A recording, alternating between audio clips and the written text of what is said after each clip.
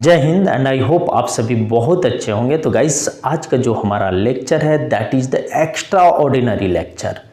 और extra ordinary मैं यहाँ पे वर्ड इसलिए यूज कर रहा हूँ कि आज का जो लेक्चर है, जैसे आपका जो प्रीवियस जितने भी जो लेक्चर है वो किसी पर्टिकुलर सब्जेक्ट या किसी पर्टिकुलर स्ट्रीम से रिलेटेड था, लेकिन आज का जो लेक्चर है वो गाइज वो सिर्फ साइंस के स्टूडेंट के लिए नहीं बल्कि ये पूरे वर्ल्ड के जो ह्यूमन बीइंग है उनके लिए मायने रखता है।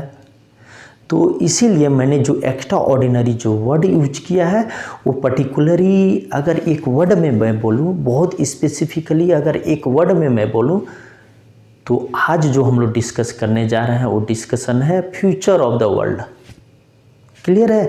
तो मैंने ऑलरेडी वो टॉपिक लिखा है, that is the jute is future of world. Clear है? तो बट अगर मैंने यहाँ पे ये टॉपिक लिखा है फ्यूचर ऑफ वर्ल्ड, तो यहाँ पे ज़रूर कोई सीरियस इशू होंगे इस वर्ल्ड के साथ आज के टाइम में। क्लियर है? तो समझने के लिए हम लोग जो अपना जो डेली लाइफ है हम उससे उसको कोरिलेट करते हैं। तो झूठ को अगर हम लोग समझना है तो हमें समझना पड़ेगा पहले प्लास्टिक को। Why I am saying jute is future of world. Okay, तो कहिए प्लास्टिक क्या है। अब देखो, प्लास्टिक का डेली लाइफ में हम लोग डिफरेंट वे में एवरी डे हम लोग इसका यूज करते हैं। Means we can say it, without it we can't spend our one day.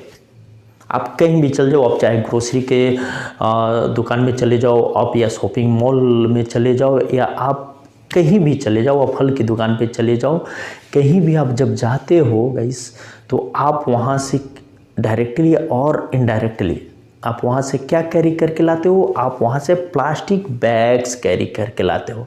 Clear है? हम लोग बहुत खुशी इस बैग को तो हम लोग यूज करते हैं, प्लास्टिक बैग्स को, बट इसका जो हार्मफुल इफ़ेक्ट है जाने अनजाने हम में से बहुत सारे लोग नहीं जानते हैं। क्योंकि ये लाइट वेट होता है और बहुत इजीली अवेलेबल होता है, तो इसलिए हम इसे अगर हमें परचेज भी करना पड़ता है तो हम इसे बहुत हैपीली परचेज करते हैं। बट गाइस, हम लोग तो परचेज तो कर लेते हैं, बट क्या हम सबको मालूम है कि इसका हार्मफुल इफ़ेक्ट क्या है? तो हमारे में से बहुत सारे ऐसे बंदे हैं, लगभग 60% तो होंगे ही, जिन्हें मालूम ही नहीं है कि इसका हार्मफुल इफ़ेक्ट क्या है। क्लियर है?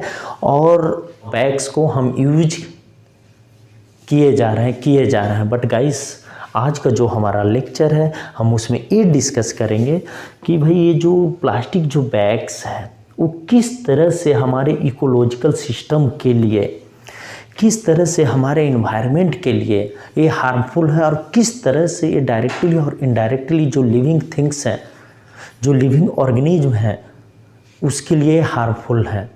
क्लियर है? तो चलो देखते हैं। तो गाइस, ये जो प्लास्टिक जो बैग्स होते हैं या प्लास्टिक का जो भी प्रोडक्ट होते हैं, मैं बैग न लिखकर मैं यहाँ पे लिखता हूँ प्लास्टिक प्रोडक्ट्स, बने होते हैं पेट्रोलियम से। अभी पेट्रोलियम क्या होता है गाइज? पेट्रोलियम क्या होता है? पेट्रोलियम होता है हाइड्रोकार्बन्स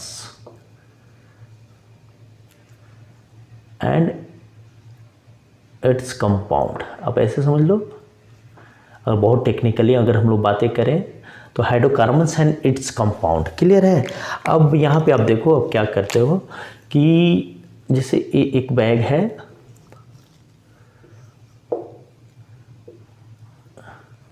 इस तरह से आप इसे बना लो।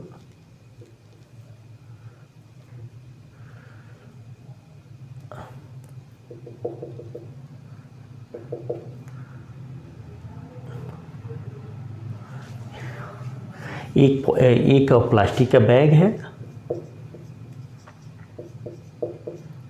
मैं बहुत ही बेसिक बातें कर रहा हूँ। तो ये प्लास्टिक का बैग है, इसे हम लोगों ने परचेज किया, और परचेज करने के बाद हमने इसका यूज किया, बट ये बाद में, बट आफ्टर सम टाइम्स ये क्या हुआ,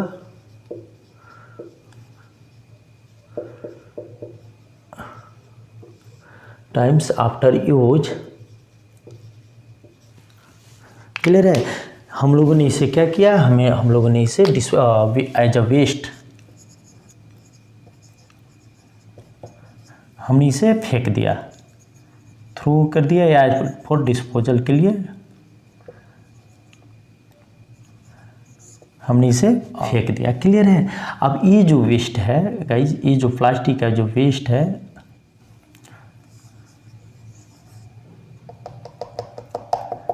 अब यहाँ से वो जो डिस्पोजल के लिए है वो फिर वहाँ से कहाँ गया, वो वहाँ से क्या, landfill.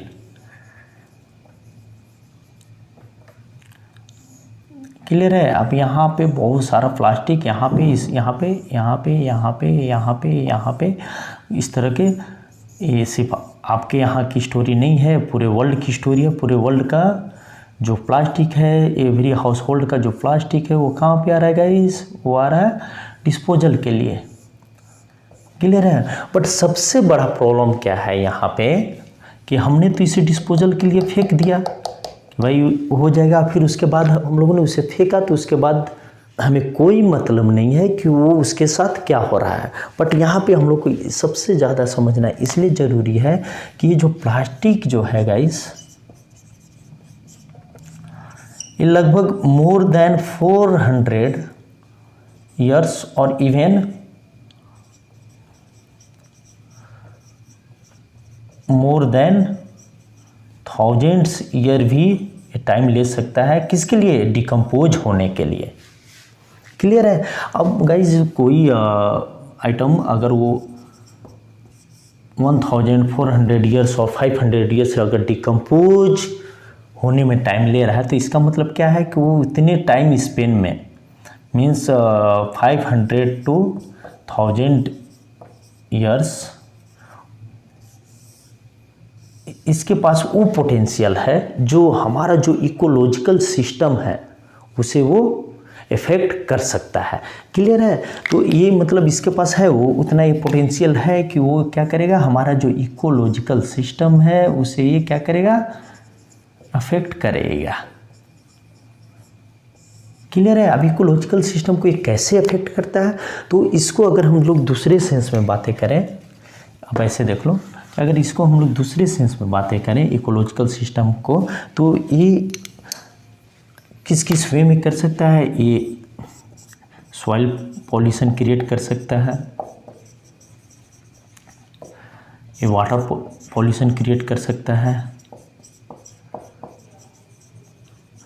And also it create air pollution. तो एयर पॉल्यूशन के तो बारे में हम लोग समझ ही रहे हैं कि जो ग्लोबल वार्मिंग है आज, उससे ग्लोबल वार्मिंग की वजह से पूरा वर्ल्ड कैसे परेशान है। क्लियर है। तो इसीलिए यहाँ पे अब देखो, तो ये जो सॉइल, मेनली जो सॉइल पॉल्यूशन और जो वाटर पॉल्यूशन है वो आज के टाइम में जो हो रहे हैं, more than 70% to 80% is due to plastic. Clear है। अब यहाँ पे देखो कि अगर ये सॉइल पॉल्यूशन होता है तो हमारा इकोलॉजिकल जो सिस्टम है उसको कैसे इफेक्ट कर रहा है। सॉइल पॉल्यूशन होगा means it's altering our soil fertility.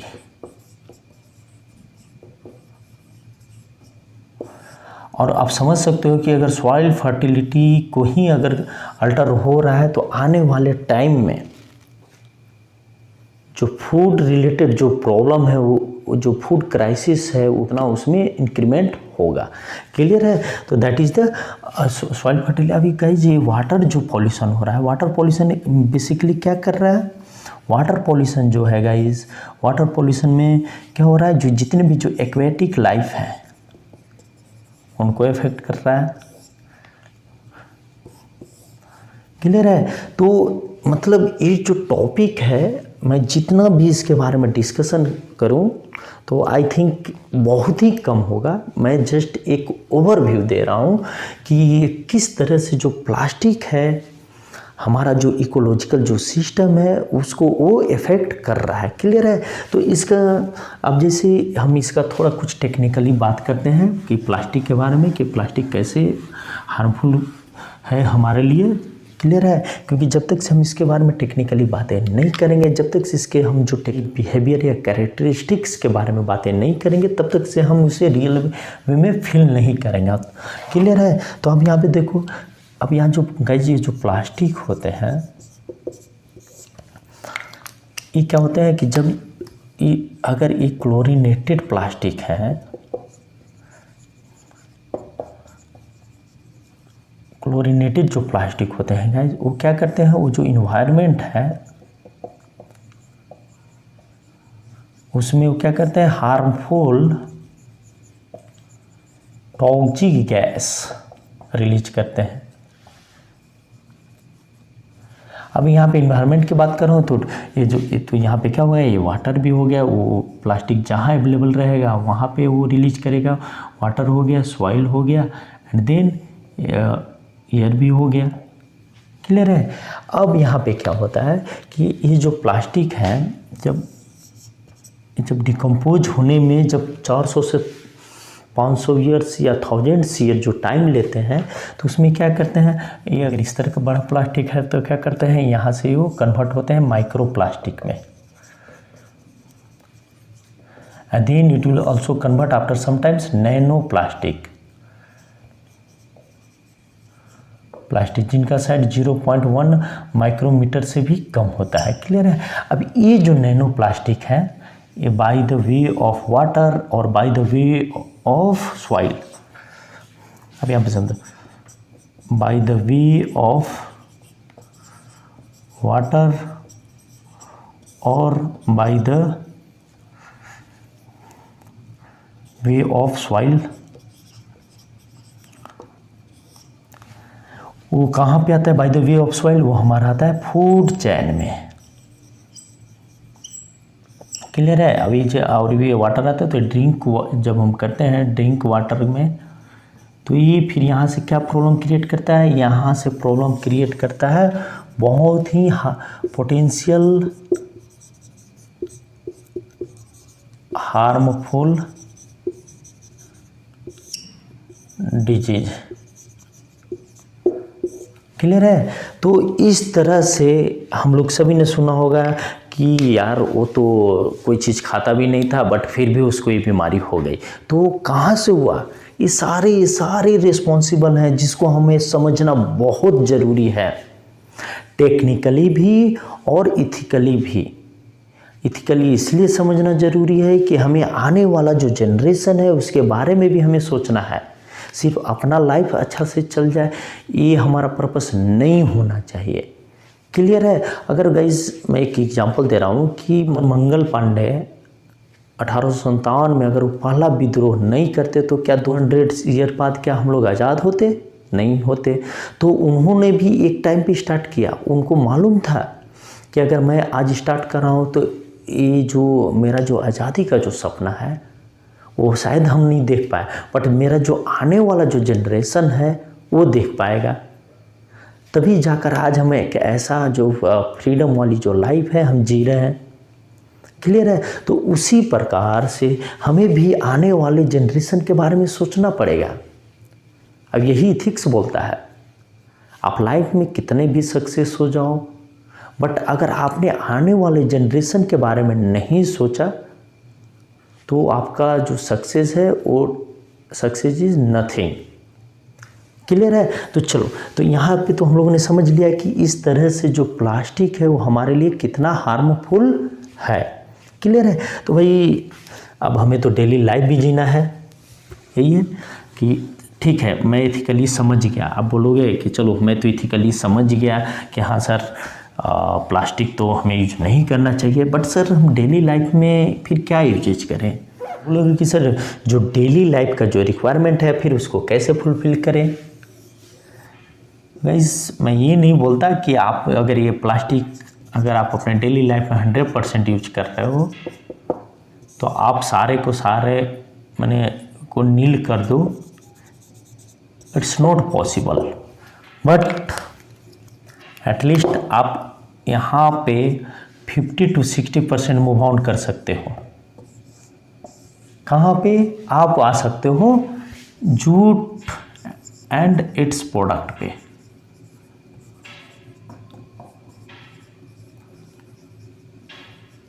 Clear है? अभी इसका जो प्रोडक्ट है उसमें सबसे बेहतरीन जो प्रोडक्ट है that is the bag. Clear है? क्योंकि एवरी पर्सन वो कैरी करने के लिए क्या यूज करता है? बैग यूज करता है। ठीक है, तो अब यहाँ पे देख लो। तो गाइस ये जो जूट है, हम इसके डिटेल में ज़्यादा नहीं जा रहे हैं कि क्या है, बट हम विथ रिस्पेक्ट टू प्लास्टिक अगर हम बातें करें, as mentioned by the food and agriculture organisation of the United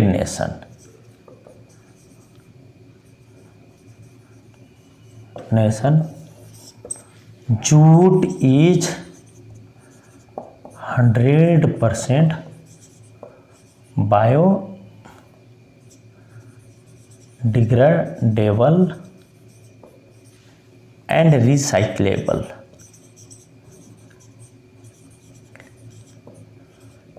Hence it is eco-friendly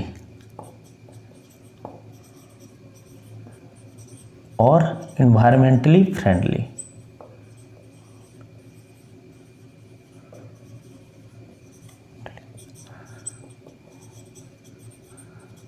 friendly, जो कि प्लास्टिक नहीं है। अभी इन इको फ्रेंडली मीन्स क्या हुआ? इको फ्रेंडली का एक ही मतलब है, not too harmful for environment. भाई ये इन्वायरमेंट के लिए हार्मफुल नहीं है, ये बायोडिग्रेडेबल है। और ये जो डिकम्पोज होता है, जैसे वहाँ पे प्लास्टिक कितने साल ले रहा था? More than 500 years. अब ये कितना लेता है डिकम्पोज होने में? ये डिकम्पोज होने में कितना लेता है? ये लेता है कपल्स ऑफ वीक। क्लियर है? और सबसे इंटरेस्टिंग क्या है कि जो जूट होता है, जैसे वहाँ पे जो प्लास्टिक था वो किस से बना था? पेट्रोलियम से बना था। और यहाँ पे जो जूट है वो क्या है? वो इटसेल्फ है नेचुरल फाइबर। क्लियर है? तो जब नेचुरल फाइबर है तो भाई फिर ये इन्वायरमेंट को नुकसान कैसे कर सकता है? क्लियर है? तो इसका जो प्लास्टिक का जो रिप्लेसमेंट है, प्लास्टिक का जो वेस्ट जो रिप्लेसमेंट है गाइस, वो क्या है? वो जूट एंड इट्स प्रोडक्ट है। क्लियर है? जूट का एक और इंटरेस्टिंग चीज़ क्या है कि जो जूट जो प्लांट होते हैं, आप यहाँ पे ऐसे समझो कि जूट का जो अगर एक प्लांट, जो जूट का जो प्लांट है, अगर 1 हेक्टेयर में अगर इसका कल्टीवेशन हो रहा है, this one is the 1 hectare. अगर 1 हेक्टेयर में इसका अगर कल्टीवेशन हो तो इसका जो प्लांट है वो लगभग 15 मीट्रिक टन CO2 एब्जॉर्ब करते हैं और 11 मीट्रिक टन O2 रिलीज करते हैं, जो कि प्लास्टिक के केस में नहीं है। क्लियर है? तो आप समझ सकते हो कि जूट कल्टीवेशन है वो एनवायरनमेंट के लिए, या जो आज के टाइम में जो ग्लोबल वार्मिंग जो सबसे बड़ा इशू है इस वो पूरे वर्ल्ड का, उसके लिए किस तरह से हेल्पफुल है। क्लियर है? तो अब यहाँ पे हम लोग ने तो देख लिया है कि भाई इंस्टेड ऑफ यूजिंग प्लास्टिक हमें जूट क्यों यूज करना चाहिए। तो चलो हम लोग देखते हैं differences between the jute bags और jute products versus plastic bags और प्लास्टिक प्रोडक्ट्स। क्लियर है? तो let's see difference between jute products and plastic products. Okay, so अब यहाँ पे हम लोग देख लेते हैं। गाइस आप लोग सभी आने वाले इस अपने देश के और इस पूरे वर्ल्ड के फ्यूचर है, तो चूँकि आप आज 11th में हो, 12th में हो या किसी भी क्लास में हो, तो धीरे धीरे आप जब आगे जाओगे तो आपको सिर्फ अपने लिए ही नहीं, आपको आने वाले जनरेशन के बारे में भी सोचना है और उस तरह से आपको एक्ट भी करना है। क्लियर है? तो चलो let's see. Here is the jute product and here is the plastic product.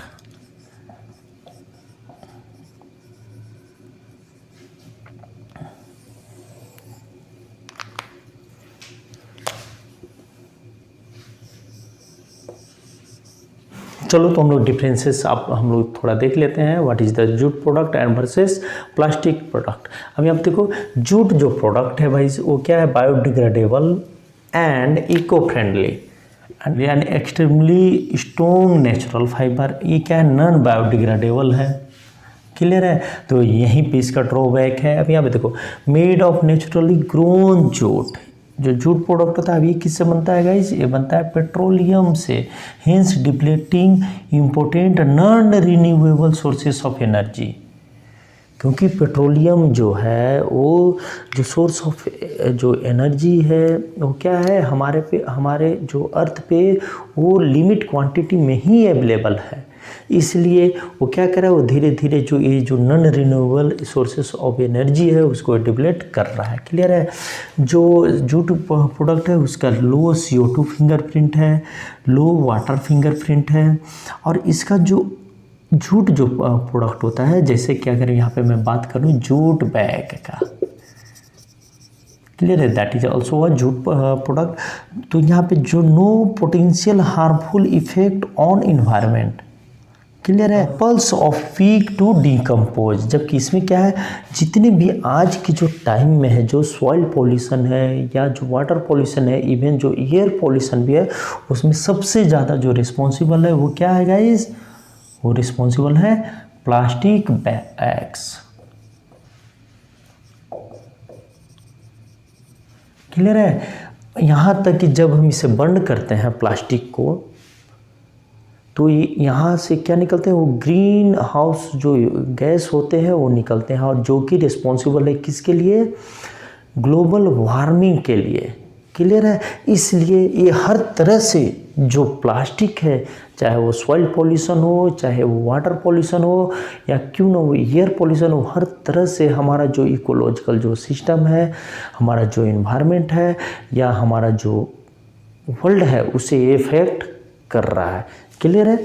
Then take more than 400 years to decompose. तो आप समझ सकते हो कि अगर ये इतना लॉन्ग टाइम ले रहा है डिकम्पोज करने के लिए, तो उतना वो टाइम स्पेन में वो हमारे इन्वायरमेंट को कितना ज़्यादा पोटेंशियली हार्मफुल कर सकता है।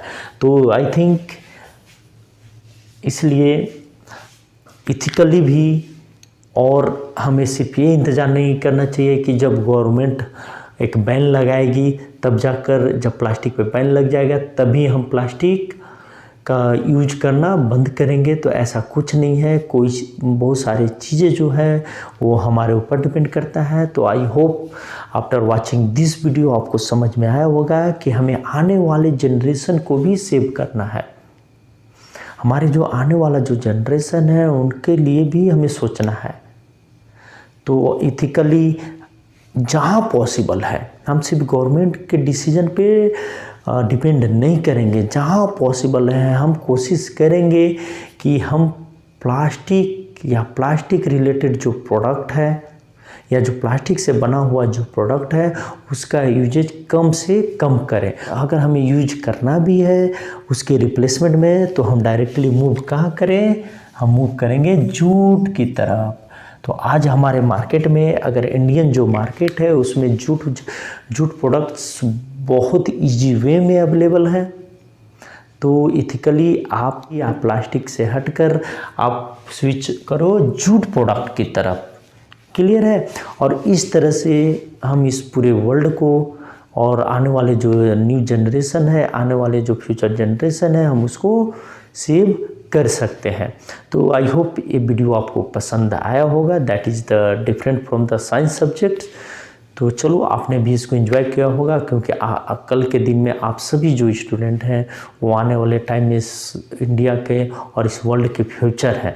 तो वर्ल्ड की जितने भी जो प्रॉब्लम्स चल रही हैं तो उसमें से एक सबसे ज़्यादा जो प्रॉब्लम है यूजेज ऑफ प्लास्टिक।